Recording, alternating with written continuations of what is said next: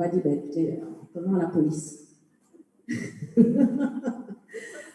On se retrouve à la police. Je pense que quand on va rentrer, on va m'étiqueter, moi, d'Africaine, même si j'ai la double nationalité, d'accord? Avant même que je me parle, avant même que je me dise qui je suis, et Charles, il sera étiqueté automatiquement du côté des Européens. Pourquoi? Parce que simplement ma peau parle pour moi, comme sa peau parle pour lui. C'est pour cela que le fait de dire qu'on est un peuple africain, ça n'enlève en rien la solidarité, le travail qu'on peut faire ensemble. C'est de prendre conscience qu'effectivement, ce sont des réalités. Maintenant, nous sommes pas pour Charles ou pour ceux qui ont compris. En fait, ce n'est pas eux qui nous posent souci actuellement dans le combat. Ceux qui nous posent souci, c'est ceux qui n'ont pas compris encore. Que nous aussi, nous avons besoin d'évoluer dans un sens. Et eux, ils raisonnent dans leur mentalité, ils raisonnent en peuple, en africain.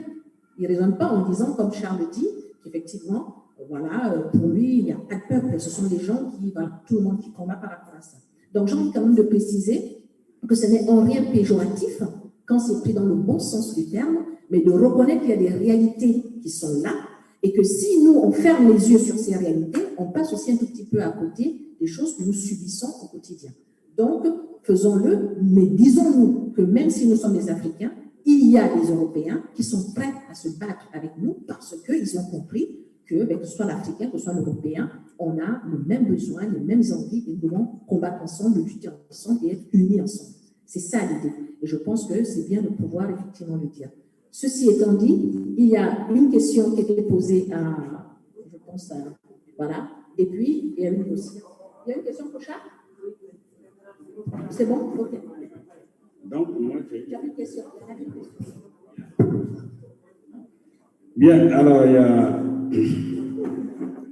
notre sœur qui pose la question de savoir pourquoi le franc CFA est utilisé, je crois, en Afrique centrale, alors que on vous aurait dit que les accords sont supprimés, c'est ça? Bon. Première chose, de mon point de vue, il faut voir la réalité en face. Elle n'écoute plus. Première chose, il faut connaître, elle est occupée, j'attends. Vous êtes libre? Parlez? Bien, première chose, il faut connaître maintenant les ruses de l'ennemi sempiternel. On vous fait comprendre que le franc CFA est supprimé ou bien les accords sont supprimés. Vous avez entendu ça sur Afrique Média ou bien je ne sais pas, peu importe. La réalité objective, c'est que le franc CFA est là. Et il sera toujours là. Tant que vous et moi, nous n'avons pas compris l'importance de cette expression qui dit l'argent est le nerf de la guerre. Si on sait ça, à ce moment-là, nous allons prendre la décision de battre monnaie. Mais tant que nous n'avons pas compris ça, c'est faux. L'écho dont on a parlé, un aspect de l'écho, c'est-à-dire tout ce qui s'est passé, c'est pour cimenter la division entre l'Afrique centrale et l'Afrique de l'Ouest. Pour que nous n'arrivons pas à nous rassembler, à nous unir et créer cette monnaie unique africaine qui sera le noyau fédérateur. L'Afrique centrale, donc la BEAC, et le CAO s'unir. Purement le franc CFA, nous y mettons une propre. Le Nigeria, c'est terminé. La monnaie unique africaine sera créée. Elle peut se créer, comme disent les suivez mon regard, en 3 jours. Je reprends, car ça paraît soit insolite, soit, mademoiselle, chère sœur, écoutez, une question de taille. Si vous n'écoutez pas, bon, allez, je réponds pour les autres. La monnaie unique africaine dont nous avons parlé, en tout cas dont j'ai parlé ce matin, peut en 3 jours. Comment? Imaginons un seul instant que nous le lundi, le processus de création de la monnaie. Le lundi, un gouvernement national se réunit, dit que prend la décision de battre monnaie. Ça, c'est le lundi. Cette décision est inscrite dans un document qu'on appelle projet de loi.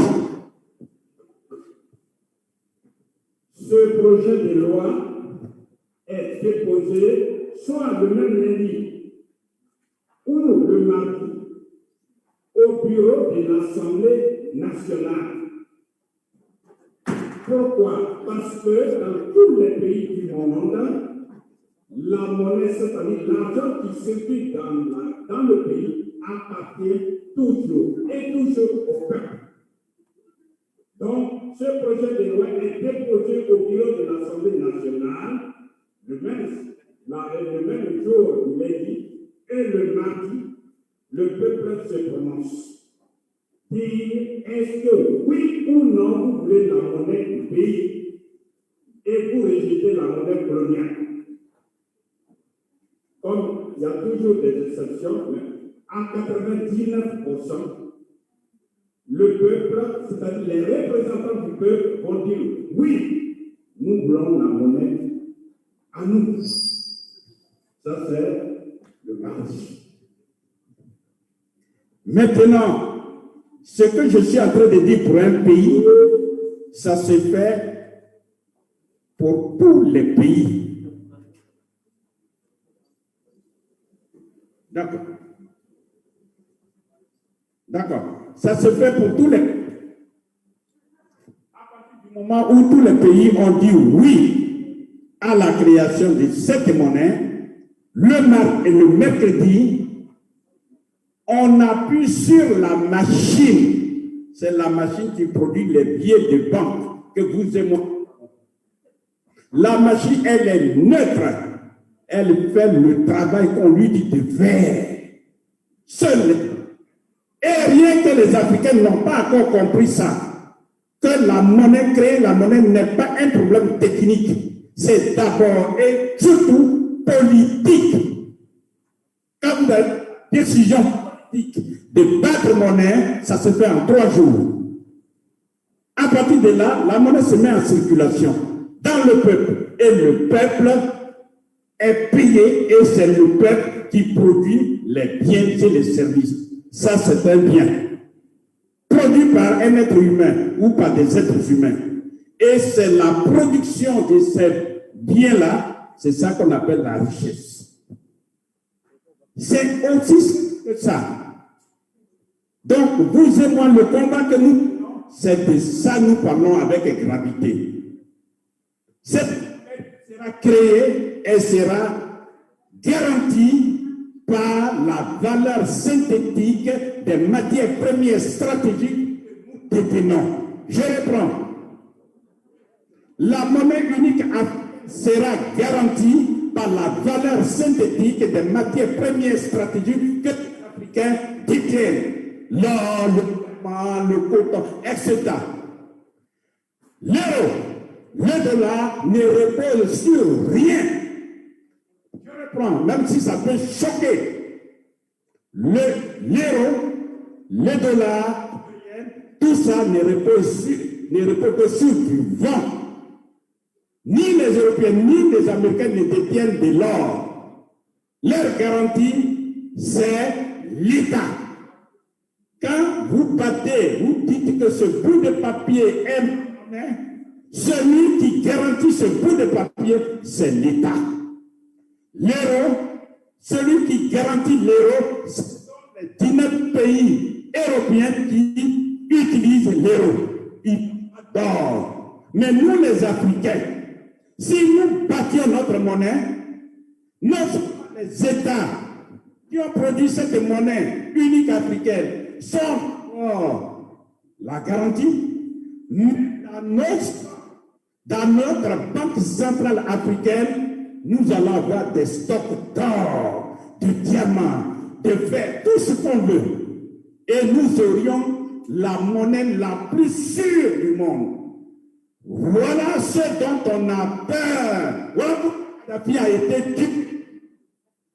Kadhafi avait déjà réuni des tonnes d'or, etc. pour battre la monnaie unique africaine qu'on appelle le dinar or.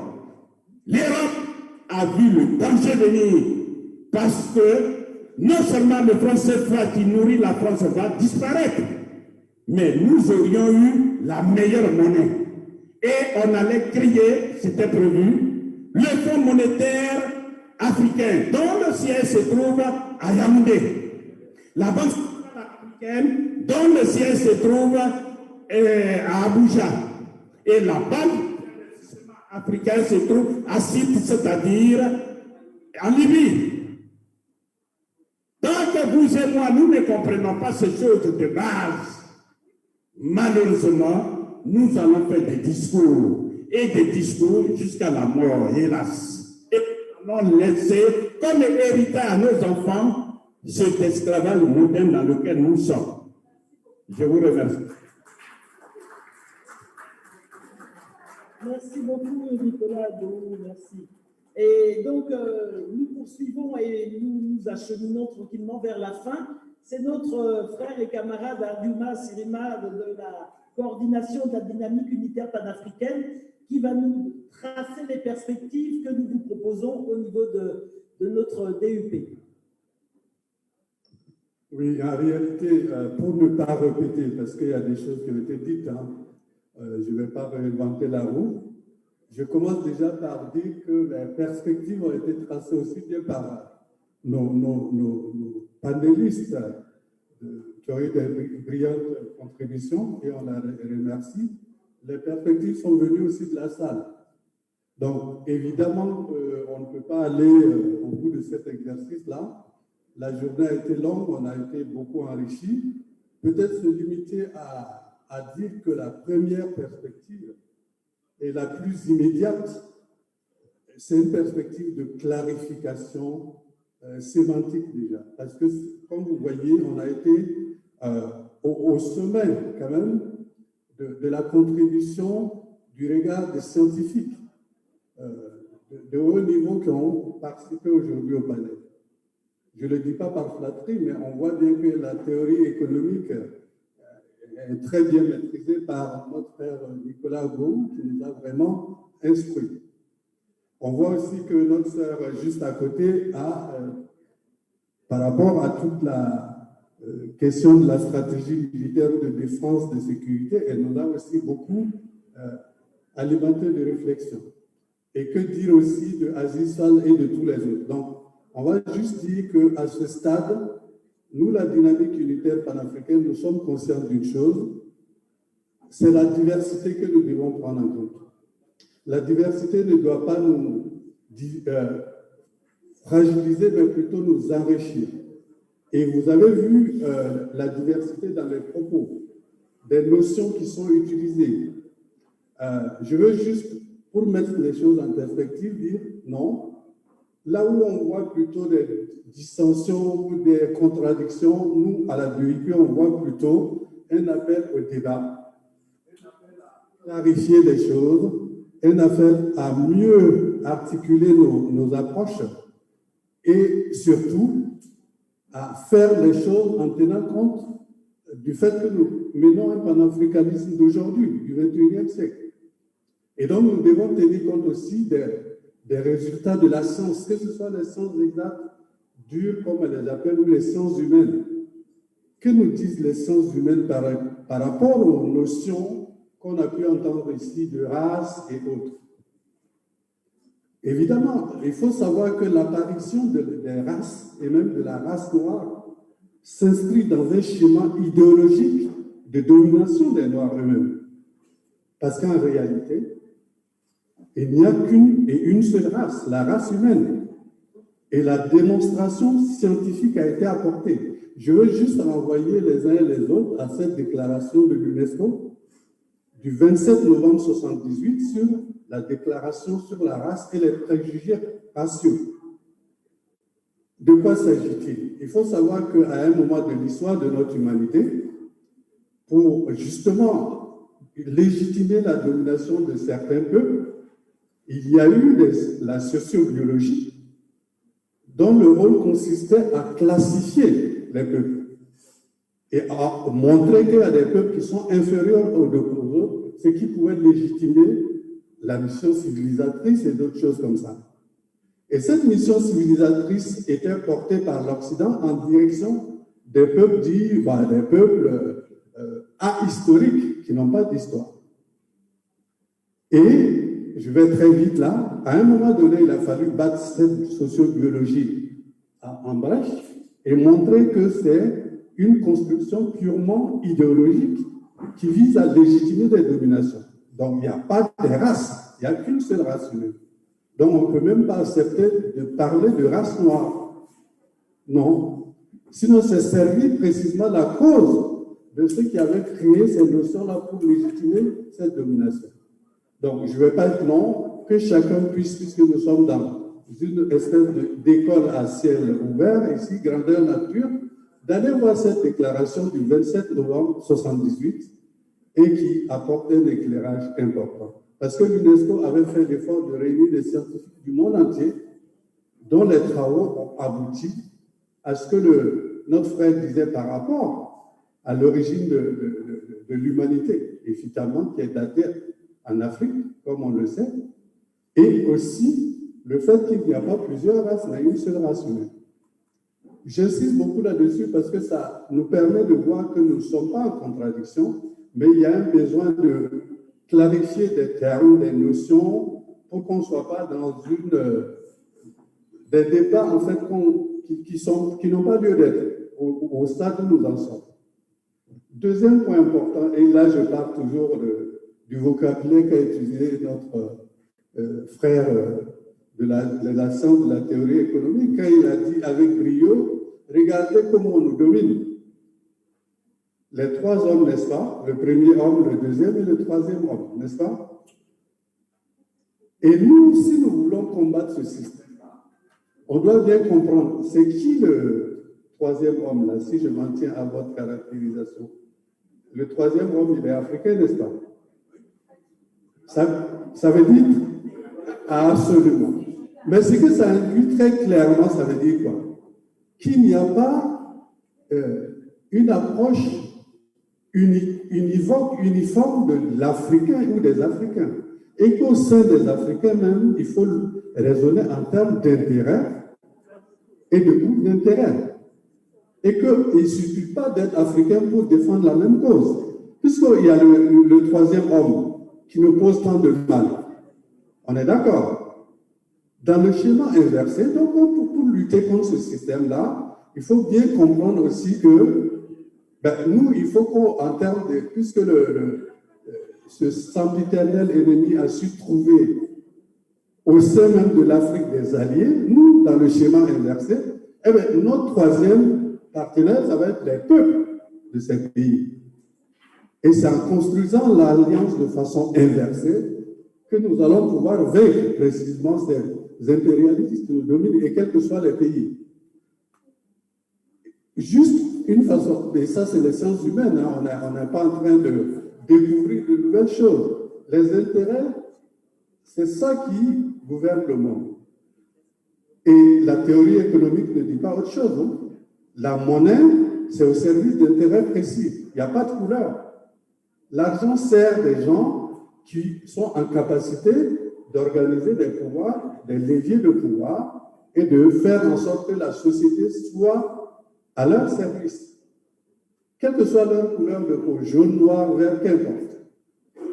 Et précisément, un des enjeux de notre humanité actuelle, c'est de faire le constat que, alors que le capitalisme au début avait fait le pari d'amener l'homme vers la liberté, vers l'épanouissement et autres, cette phase historique du capitalisme est terminée.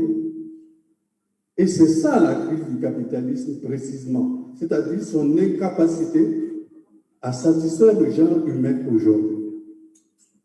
Donc réfléchissons ensemble pour non pas raisonner en termes de blanc, noir, jaune ou autre, mais en termes de qu'est-ce que tous ensemble solidairement nous gagnons à passer à un autre système beaucoup plus respectueux des droits de tous les peuples, des droits environnementaux, des droits qui garantissent la paix durable. C'est ça l'enjeu. Donc, une fois qu'on a dit ça, nous, à la DEP, on a l'aise pour dire tout le monde a sa place pour qu'on continue ce débat. Parce que c'est un débat qui ne fait que commencer. On souligne d'ailleurs que c'est le premier débat de la DEP, en réalité, en présentiel, puisqu'on est créé le 19 septembre 2019. Ben, après, il y a eu le Covid, on n'a pas vraiment eu le temps de se voir. 2020, excusez-moi. Bon, bref, pour dire quoi, que la perspective est d'abord de comprendre les enjeux d'une lutte. C'est aussi un clin d'œil qui est fait à certains amis, tu le disais si justement, Augusta, que toutes les actions ne font pas bouger les lignes. À nous de voir précisément en quoi l'action peut faire bouger les lignes dans le sens des intérêts des peuples africains. Et pour que ces lignes-là bougent, il faut avoir une claire compréhension des enjeux. Et vraiment, pour ça, moi, je pense que de ce point de vue, une bonne partie de nos objectifs, on peut dire qu'on a pu les atteindre parce qu'on a eu des éclairages très, très enrichissants et qui nous permettent de comprendre certaines logiques et comment on peut mieux organiser la lutte de nos peuples. Lié à ça, une perspective qui est aussi immédiate, c'est l'organisation en elle-même. Vous voyez bien. Comment faire pour que la diaspora lutte en parfaite symbiose avec le terrain? Et nous vivons une période où il n'y a pas ce jour qui passe, ce mois qui passe sans qu'un peuple africain ne soit en ébullition par rapport aux exigences de démocratie, de refus de l'ordre tel qu'il est établi, en tout cas de volonté de changement, de volonté de rupture et d'arrêt définitif de toute domination impérialiste. Les peuples africains aujourd'hui sont vent debout pour mettre fin à cette domination. Et vous avez raison quand vous dites, Nicolas Gou, qu'il faut faire ce travail de conscientisation. C'est vraiment ça. Et nous sommes dans cette phase-là. Le problème, vous n'en disconviendrez pas avec moi, une fois que vous avez fait votre part de travail, il y a une autre part qui est beaucoup plus, qui est là aussi, et si elle n'est pas rapidement réglée, les peuples sont orphelins de leur lutte en fait, parce que s'ils n'ont pas de femmes et d'hommes capables de proposer des programmes et des alternatives à la hauteur des attentes de nos peuples, on va tourner longtemps. On va tourner longtemps. L'enjeu aussi, nous sommes interpellés. Nous ne sommes pas là que pour donner des analyses et tout. Nous sommes obligés de construire des alternatives. Qu'est-ce que nous proposons à la place de ces dictatures-là africaines? C'est ça l'enjeu aujourd'hui. Qu'est-ce que nous pouvons proposer concrètement pour le Tchad, pour le Cameroun, pour ainsi de suite? C'est ça, on est attendu là. Donc ça veut dire, pour nous, ce n'est pas juste faire des liaisons avec des luttes, c'est de travailler à l'émergence de nouvelles expériences pour nos peuples. Et ça renvoie à l'organisation, à la formation et le nerf de la guerre, vous l'avez dit. Si nous ne sommes pas capables de disposer de moyens conséquents, notamment de moyens financiers pour organiser tout ça, évidemment, nous ne serons que dans les vœux pieux. Donc, vous voyez, les perspectives pour nous à la DEP sont très claires. Les perspectives organisationnelles, il faut qu'on y travaille. En termes de formation, parce qu'il faut bien comprendre les enjeux et ne pas aller à l'aveugle comme ça, juste la volonté, non. La volonté ne suffira pas. Il faut bien, Mariam, tu as eu raison de le dire, il faut que nous nous nous inspirons de ce que les dévanciers ont fait et écrit aussi. Combien de gens ont lu les œuvres de Nicolas Beau, par exemple, dans cette salle? Enfin, je ne veux piéger personne. Hein. Il y a eu beaucoup qui ont lu? Ouais? D'accord? Bon, vous voyez. Bon, ça veut dire quoi? Qu'il y a beaucoup de choses à faire. On le dit aussi pas pour intellectualiser le combat, hein, parce que ça aussi, ne nous trompons pas du tout. On a des gens qui pensent que oui, des rencontres comme celle d'aujourd'hui n'ont aucun intérêt. On se retrouve entre intellectuels pour faire de grands débats. C'est pas ça. Ce que nous avons dit là peut être compris par tout le monde. C'est juste dit en français. Sinon, si je dois traduire en Jula ou en Moré ou dans je ne sais plus quelle langue, ça sera compris de tout le monde. Enfin, les perspectives, donc, vous les avez. Nous, on espère vraiment que la DEP va être le lieu où nous allons ensemble. Ce n'est pas juste une rencontre ponctuelle. Nous souhaitons garder le contact avec notre ami, bien sûr, qui est à l'autre bout de la table. Charles, qui ne se retrouve pas du tout par hasard ici. Ça rejoint ce que nous faisons depuis des années, en fait. Et le fait de dire qu'on a des choses à partager, ça ne date pas d'aujourd'hui. Nous poursuivons des combats démarrés par nos dévanciers. Lisez un peu les panafricanistes comme Kwame Nkrumah, comme d'autres, mais ils ont mené des combats très, très, très durs et eu des alliés un peu partout dans le monde. Ce n'est pas nouveau aussi. C'est ça qui est important. Donc, vraiment remercier Charles Ouaron pour ce qu'il a apporté avec son organisation, parce que sa présence témoigne du fait d'une continuité et d'une persévérance. Ça, c'est important pour nous. Donc, Charles, on doit continuer ensemble. Que dit de Mireille? On dit souvent que quand les femmes commencent à bouger dans un combat, c'est qu'on a fait la moitié du chemin. Vous avez vu la fougue avec laquelle elle a parlé? Bon, voilà. Une des perspectives concrètes aussi pour la DEP, chers amis, c'est la mobilisation des femmes. Non pas dans un rôle secondaire. Vous avez vu à midi, hein, elle n'était pas là que pour servir des plats. Les hommes aussi ont servi les plats. Hein, c'est pas, on ne les confine pas dans un rôle de... Non, nous on n'est plus des féodaux là. On laisse ça à d'autres. Donc c'est des combats sur une base d'égalité des droits. Et donc, peut-être que pour une prochaine fois, il faudrait qu'on ait plus de femmes à la tribune, certainement. Bon, vous avez vu aussi que et ça ne date pas d'aujourd'hui. Depuis la charte de Kouroukanfoua, donc, les femmes sont valorisées dans cette civilisation ancienne déjà. Donc, ce n'est pas nous qui commençons, nous continuons. La perspective de conscientiser aussi, je pense que Nicolas Gourou a beaucoup à nous apporter, puisque déjà, il date avec lui. Il n'a pas pu tout dire. On l'attend pour continuer, parce qu'il faut, après la critique, vous avez commencé à poser des jalons du que faire. Quelles sont les pistes? Les 3 besoins fondamentaux avec les 3 grandes pistes stratégiques, ça, il faut approfondir ça pour qu'un panafricaniste qui veut vraiment comprendre sur le bout des doigts sache quels sont les 3 grands besoins selon Nicolas Gourou et quelles sont les 3 grandes pistes stratégiques qu'il propose. Solution.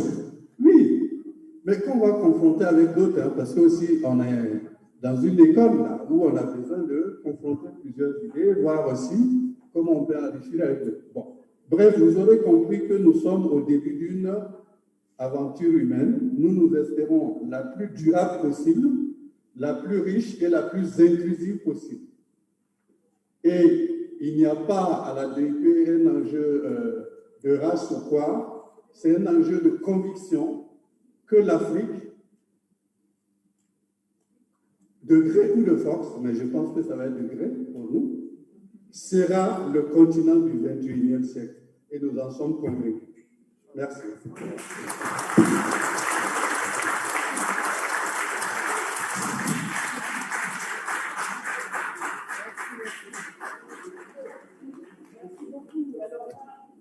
je vous annonce pratiquement la fin. Et pour la fin, eh bien, on a pensé que c'était nécessaire, utile et incontournable, non, mon frère, c'est pas possible, de donner le flambeau à la jeunesse, justement en rupture avec la gérontocratie qu'on nous fait subir sur le continent. On pense que c'est la jeunesse qui va porter cet avenir du continent, qui va porter cette Afrique unie politiquement et cette Afrique souveraine. Et pour ce faire, donc c'est notre jeune frère Koufou de la Ligue panafricaine Umoja qui va nous dire le mot de conclusion. Voilà.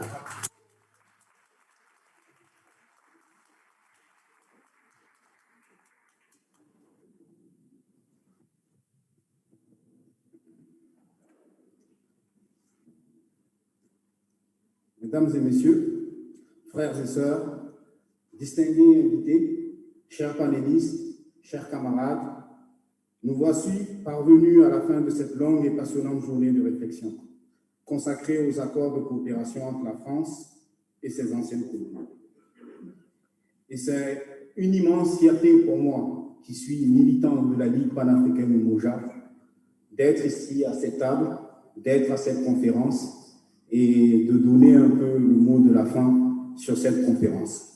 Donc, je m'appelle Ali Koufou, et je suis le coordonnateur de la section France de la Ligue panafricaine Umoja, qui est une organisation politique qui travaille sur le continent et internationalement pour prendre le pouvoir politique sur le continent africain afin de mettre en place la souveraineté de l'Afrique et créer les États-Unis d'Afrique.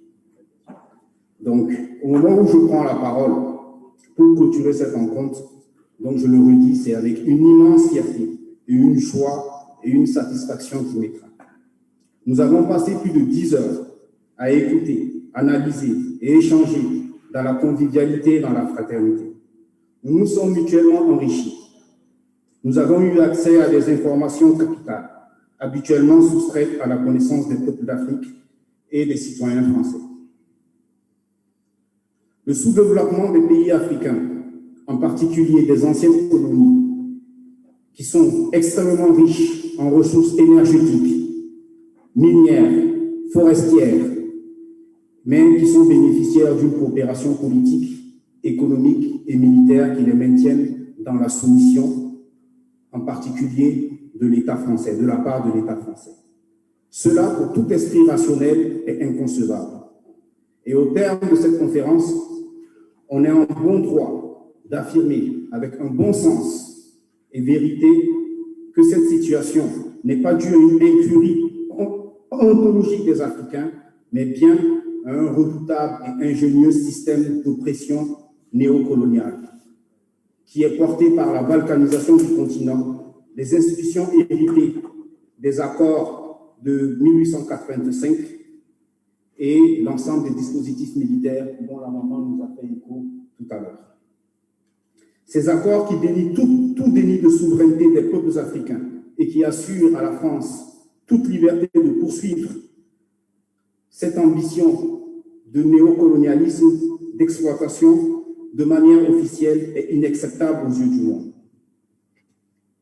Cette domination se poursuit grâce au soutien irrationnel, inconditionnel de l'État français à des régimes impopulaires sur le continent africain qui se sont mis au service de manière honteuse à l'impérialisme. Ainsi donc, il revient aux nouvelles générations, mais aussi, je tiens à préciser, avec la sagesse des anciennes générations, car la maman tout à l'heure, elle m'a dit que c'est à vous la jeunesse de prendre le flambeau, mais maman, permets-moi de te dire que comme on dit en Afrique, c'est au bout de l'ancienne corde qu'on attache la nouvelle.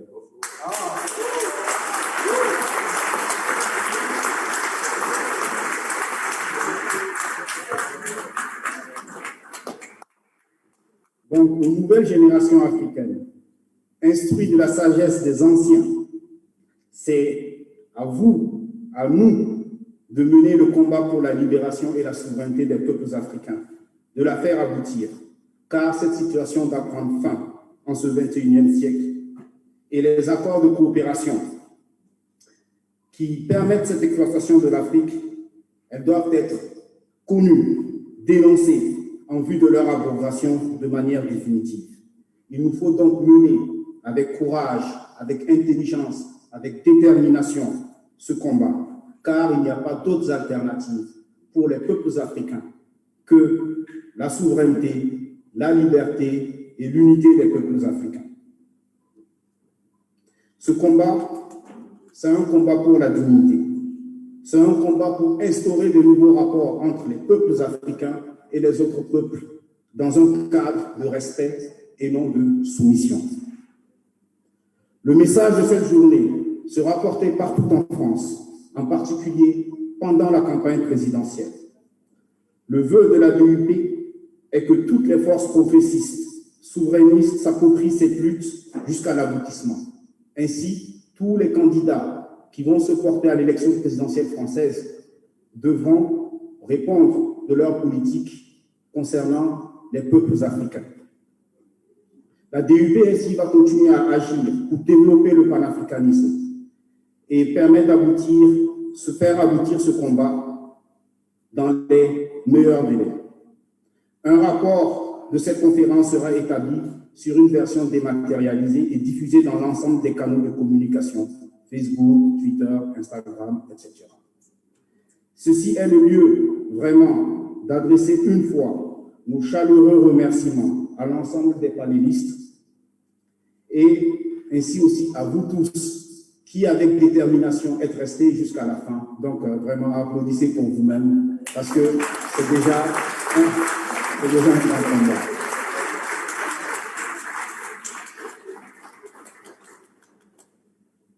La DUP et l'ensemble de ses partenaires, en particulier l'ANC, nous tenons vraiment à vous remercier pour le travail de partenariat et le travail d'amitié que vous avez fait à notre égard. Car vous n'avez ménagé aucun effort pour la réussite de cette journée. Nous vous invitons à rejoindre donc les rangs de la DUP et à prendre part aux activités à venir, notamment contre le sommet France-Afrique de Montpellier. Et avant de finir, chez nous en Afrique, on dit que les morts ne sont pas morts. Ils sont avec nous.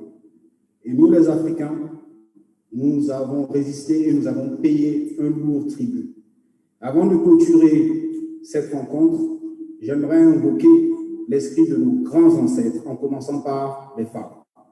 Donc, que l'esprit de Maman Nani nous donne la force. Que l'esprit de Yaa Santewa nous donne la force. Que l'esprit de Maman Winnie Mandela nous donne la force. Maintenant, que l'esprit des grands hommes aussi nous donne la force, en particulier l'esprit de Thomas Sankara. Que l'esprit de Kwame Nkrumah nous donne la force. De Lumumba, ainsi que tous les grands ancêtres africains qui se sont battus pour montrer que l'homme africain est un homme libre, est un homme digne. Donc, je vous remercie. Je déclare cette conférence close et nous vous donnons rendez-vous au mois d'octobre. Vive le panafricanisme, vive l'Afrique unie, Moja Nguvu. Je vous remercie.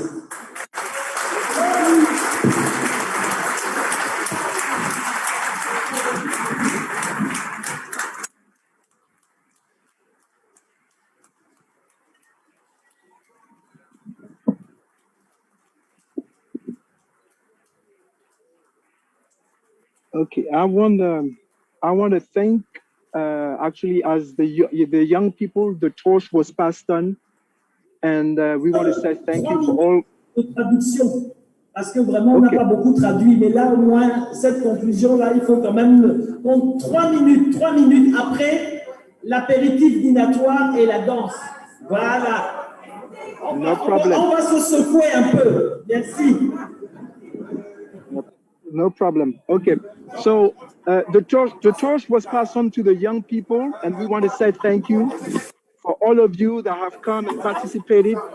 And we want to say that we said that Africa has challenges, and we know that there is a lot of issues that we need to take care of.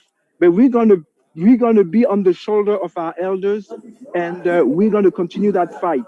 And we know that in this 21st century, Africa will be set free.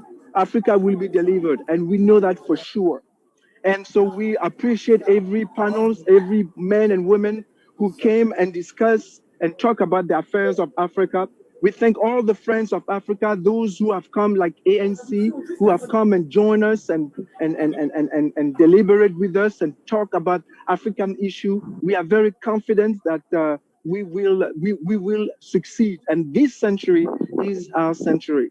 We know the demise of the people who colonize us. We know exactly the tactics.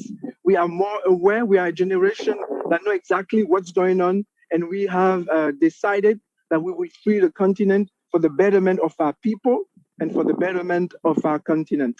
So we want to say thank you for all of you for staying with us during all that time. We have some very good information, and I'm hoping that we will continue to work together to set free this wonderful continent and to allow the African people at once to enjoy of the wealth of this great and powerful continent. So I invite you, all of you, to come and join us again in October. We're going to continue to talk. We're going to continue to press on. And like I said, a new cord is always attaching itself to an old cord. So we're not doing something different. We are just taking advantage of what our ancestor has done. And yes, we are going to rely upon our founding fathers, men and women who have fought for the liberty of Africa. And as together we will be strong, and together we will succeed. And the freedom of Africa is at end. That depends on us. Only Africans can set free Africa. And we also welcome all the other forces who want to join us and who believe that Africans deserve better, and the continent of Africa deserves to be fully what it ought to be in the concert of the other nations. Thank you so much, and hope to see you all in October.